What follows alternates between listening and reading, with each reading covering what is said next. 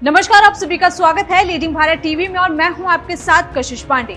देश से भले ही जाति व्यवस्था खत्म हो गई हो, लेकिन आज भी समाज में जातिवाद और सामंतवाद सोच के लोग दलितों को नीचे निगाह से ही देखते हैं। गाए बगाए पूरे देश में ऐसी खबरें भी निकलकर सामने आती रहती हैं। एक ऐसी ही खबर अब यूपी से निकलकर सामने आई है, जहां एक वाल्मीकि समाज के व्यक्ति को पड़ोसी द्वारा इतना टॉर्चर कर दिया गया कि उसने अपनी जान ले ली। जी हां, अपनी जान देने से पहले मृतक का एक वीडियो सोशल मीडिया पर जमकर वायरल हो रहा है, जिसमें वो कहते हुए नजर आ रहे हैं कि मैं अपनी 2 बेटियों को बहुत प्यार करता हूँ। मेरी पत्नी लाखों में एक है और मैं अपने परिवार को बहुत प्यार करता हूँ, लेकिन मेरा दबंग पड़ोसी मुझे जीने नहीं देता है। उसके उत्पीड़न से मैं इतना परेशान आ चुका हूँ कि ना तो मैं अपने मकान पे रह पा रहा हूँ और ना ही उसको बेच पा रहा हूँ। इसलिए मैं ये बड़ा कदम उठाने जा रहा हूं और मेरी मौत का जिम्मेदार मेरा दबंग पड़ोसी यानी कि राम भरोसे और उसके 2 बेटे यानी कि हरीश और श्याम होंगे। अब ये वीडियो सोशल मीडिया पर तेजी के साथ वायरल हो रहा है। मामला बरेली का है, जहां एक दबंग पड़ोसी से परेशान होकर स्वास्थ्य विभाग में तैनात 4th क्लास कर्मचारी नीरज ने आत्महत्या कर ली। आइए सबसे पहले आपको सुनवाते हैं नीरज का वो दर्द और बेबसी जो उन्होंने सुसाइड करने से पहले वीडियो में बयां किया है। इस वीडियो में नीरज न केवल दबंग पड़ोसी के उत्पीड़न को बताया है, बल्कि दबंग पड़ोसी से पुलिस की सांठगांठ के आरोप लगाकर स्थानीय पुलिस को भी सवालों के घेरे में लाकर खड़ा कर दिया है। मेरा हाथ जोड़ के सबसे नमस्कार।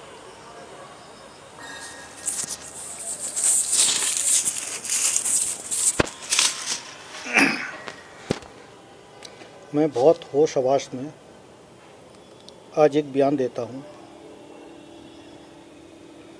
आज मैं अपना मकान एक लेडीज़ को दिखाने आया, जो एक आशा वर्कर हैं,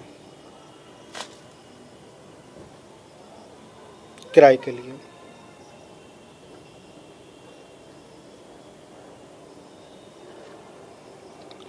और वो मेरी बहुत अच्छी दोस्त हैं,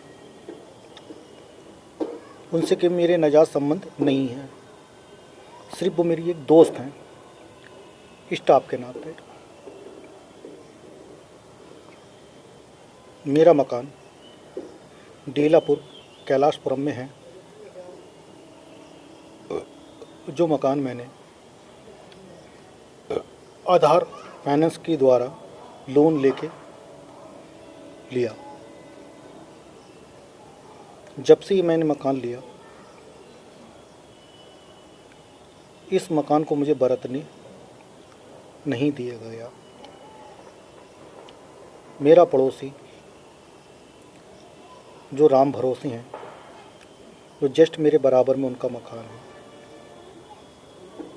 जब से मैंने मकान लिया है मुझे यहाँ रहने दिया नहीं जाता है, क्योंकि मैं बिना माँ बाप का बेटा हूँ। और ये सब भी जानते हैं कि आज के टाइम में कोई भाई किसी का नहीं होता है, कोई किसी के पच्चर नहीं, मतलब किसी के बीच में नहीं बोलना चाहता है। मेरे आगे 2 बेटी हैं जिन्हें मैं बहुत प्यार करता हूँ,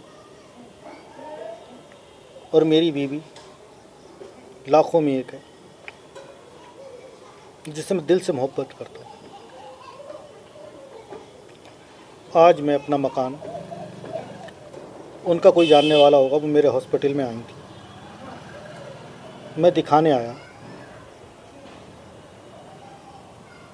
दिखाने के बाद मैंने अपना मकान, क्योंकि मेरे मकान की इस समय कंडीशन इतनी बुरी है, जब वो मुझे रहने ही नहीं दिया जाता है, आए दिन कोई ना कोई बवाल मेरे साथ होता है।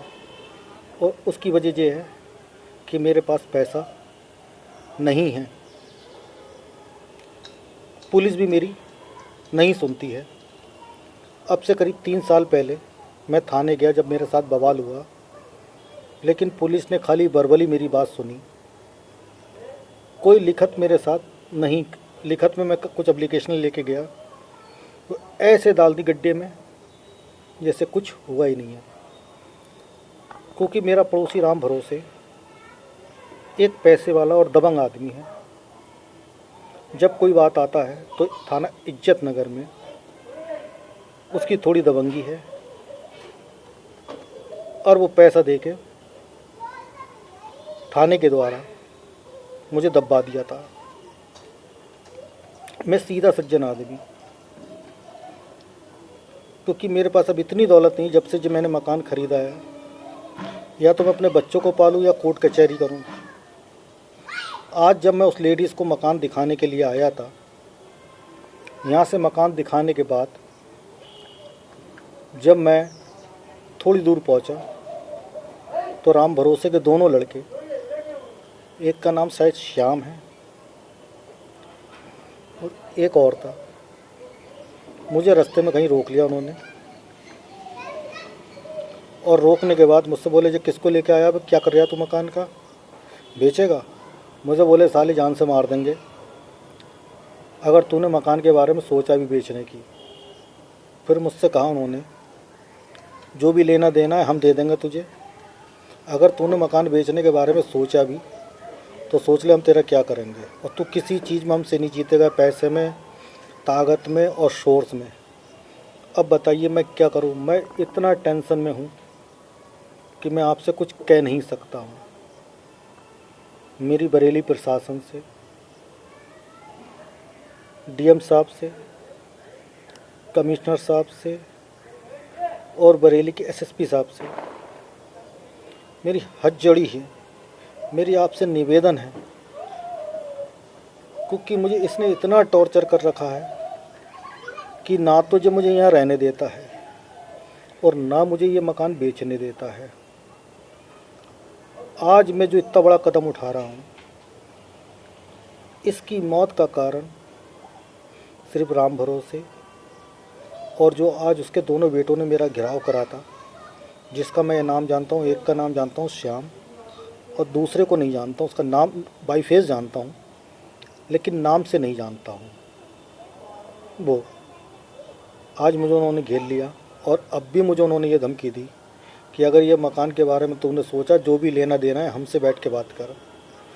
तो ये मकान जब मैंने राजवीर और उनकी मिसिस थी, क्या नाम, किरण वर्मा, उनसे ख़रीदा था, तो ये मकान मैंने 14,70,000 रुपये का, सॉरी 20,50,000 रुपये का ख़रीदा था, सॉरी 20,50,000 रुपये का ये मकान मैंने ख़रीदा था, जिसमें आधार बैंक के द्वारा मेरा लोन हुआ और लगभग इसके अंदर करीब रजिस्ट्री वगैरह सब लगा के, जिसमें से मैंने थोड़ा बहुत पैसा अपने फंड में से निकाला, थोड़ा बहुत मैंने अपना जेवर बेचा, जो मैंने पैसा इधर उधर से इकट्ठा किया उसके द्वारा थोड़ी बहुत रजिस्ट्री में पैसा मेरा खर्चा हुआ। मुझसे उस दिन एक दिन ये लोग मेरे पास पहुँचे और मकान के विषय में बात करने लगे। तो मैंने इनसे कहा, करीब भैया मुझे 25 लाख रुपए में पड़ा है, मुझे 1 रुपया एक्स्ट्रा नहीं चाहिए। देखा आपने किस तरह से स्वास्थ्य कर्मी अपने दुख को बयां कर रहा है।